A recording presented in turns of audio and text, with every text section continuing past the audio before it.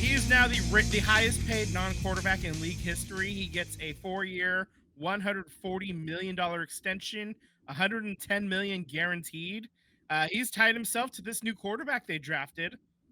So if it works out, I mean, he's somebody that can make it work out for him. We'll see, but this is huge news. Minnesota gets to keep their all-world talent receiver. He's worth pretty much every penny of that, I think, and maybe more.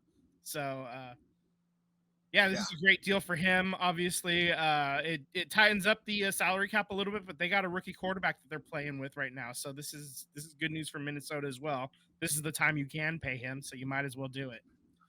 I'm curious what this is going to mean for CeeDee Lamb, for Jamar Chase, and even to a lesser degree. I don't think he's to the level of maybe those guys as far as being number ones, but also Ayuk. I wonder what he's going to demand. Yeah, it sets the market. Obviously, Ayuk is not going to get that number. Yeah. That would be insane, and the Niners aren't going to pay that. But he's certainly looking for a big number, and 110 guaranteed. That is a massive number. He's probably I have no idea what he's asking for, to be honest, but they're still talking. They're still trying to work it out, and I mean, I kind of want to know what that number is going to end up being. I kind of want to compare where 140 he is. Yeah. Definitely not more than 140. No, it's not that high. It's definitely not that high. If Brandon Ayuk gets that much money, he's getting it from somebody else. He's not getting it from the Niners. I don't even think you could give Brandon Ayuk 100.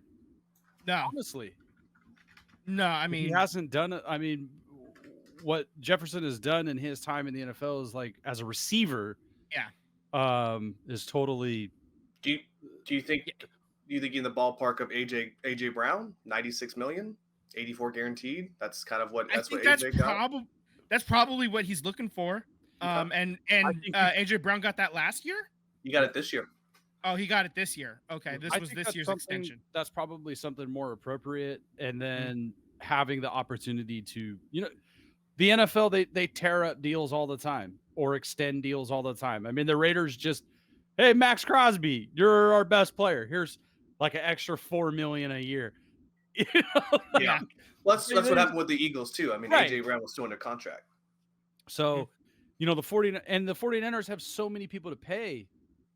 Yeah, they have so many people to pay and to try to retain. So, Ayuk, get your bag, but at the same time, like, you're not going to be the main guy. Exactly. Because they have the running back to pay, they got the quarterback to pay, they got the other wide receiver that they gave a deal to. And then you have the big numbers coming in on Kittle. You have, the offensive line. They got some money kind of spread out. So yeah, definitely not getting the 140, but we'll see. But yeah, I'll tell you what, dude. Jerry Jones is shitting his pants right now, though, for the CeeDee Lamb contract that's coming, because CeeDee Lamb could ask for that much money. He may not quite get that much, but he's going to get close, Yeah, the thing is that I think Jerry's also wondering if he's going to pay a quarterback to extend the Dak there. Like I think he's more apt to wanting to pay CeeDee than he is wanting to pay Dak at this point. I feel like he's kind of at his end of the rope here with Dak. So we'll see. I think the Cowboys players are at the end of their rope being a Cowboy. There's drama. There's already issues with Dak Prescott. That is he going to sign? Is he going to stay with Dallas? Now there's smoke coming out with a Michael Parsons camp that he may want out. So there's all kinds of issues in Jerry world. But I'm not sad to see it. That's what happens. That's what happens in Jerry world.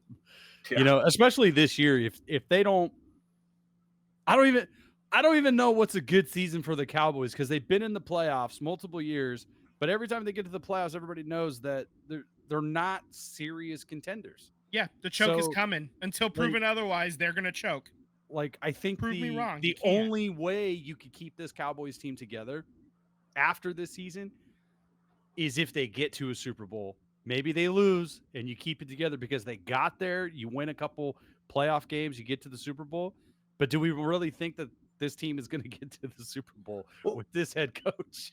Wasn't it with this quarterback? What did we say? I feel like it was the Bears. I want to say it was Bears. Don't quote me if I'm wrong here, but I think they said the Bears getting a first overall pick. The last time that happened was also the last time the Dallas Cowboys were in a championship game, like an NFC. I don't know about that, but wasn't the Bears getting number 1 overall was, I think it was even longer than that, if I'm being honest. That's crazy, man. Rex Grossman wasn't number 1 overall. He was like number 2 or 3 or something. Nah, yeah. he wasn't even first round, I don't think. Rex Grossman? He was absolutely a first rounder. He had to have been like top 5. I'm looking up the Dallas Cowboys last NFC Championship game. I think he was. No, you're right. He was a first round pick in the. He was a first round pick. I swear he went like top 3, top 4. I thought he went pretty high up the year that 22nd pick in the first round. He went 22. Yeah, he went 22. Right. I knew he wasn't a top 10 or nothing like that. But still. Yeah, he's a first rounder. Yeah. Made it to a Super Bowl. Last great Bear quarterback, Rex Grossman. The word great's doing a lot of heavy lifting there, bud. He was fine for a little bit there. He was fine. I actually thought he was going to be pretty good. Yeah. I didn't think he was going to, be a Hall of Famer, but I thought he was going to be pretty damn good. And we were wrong. But I mean, Sam Bradford, right? Remember Sam Bradford came out? Like that was a guy that big arm and then injuries. The controversial contract he got being the number 1 pick. Yeah, he was the last number 1 overall pick that got truly paid. Back in them days. Yeah. They instituted the pay scale after his draft. I also remember that he was an Eagle for a year too, which was really weird to see. Relating this back to Minnesota, Vince, you said that Jefferson's tying his wagon to the quarterback. Yeah. And I don't think they really have a quarterback. They got Sam Darnold and J.J. McCarthy. Well, the plan is they're hoping J.J. McCarthy steps up and takes over and is the guy. I think that's the plan. That's the hope. Yeah, I don't know. I mean, Sam Darnold's he's going to enter the season possibly as the starter, and I would imagine that leash is real short. He might only enter preseason as the starter, and J.J. McCarthy takes over by the time the season actually starts. Who knows? I think McCarthy is he was definitely a college system quarterback that fit really well into a really power stacked team. I don't think his skills are going to translate to the NFL, but hey, we nobody had the 49ers quarterback on anybody else's radar, so who knows? Stranger things have happened. Yeah, I mean, he has an opportunity though with and not just Jefferson. Jordan Addison's also a pretty high quality number 2 wide receiver as well. And who's the tight end? Is it TJ Hawkinson? No. Yeah, it is Hawkinson. Yeah. So I mean, he's got 3 guys that can catch the ball pretty well. So he's going to have a chance and he was running a pro style offense at Michigan. Yeah. So I mean, we're talking stranger things have happened. Yeah, we're talking a power stacked team though. Yeah.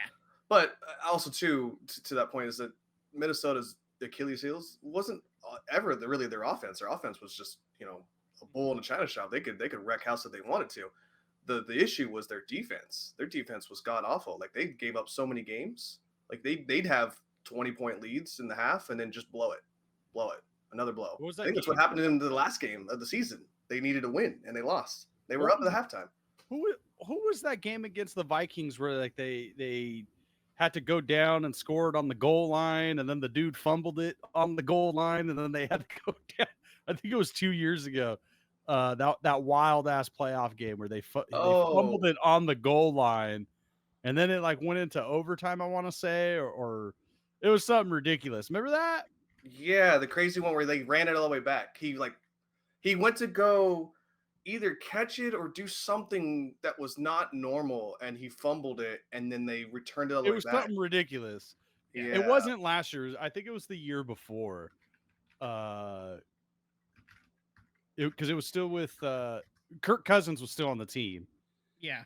So I think it was 2 years ago, but it was some wild ass game where like their defense just could not get off the field. I mean, that whole game, both defenses couldn't get off the field. They were just giving it up.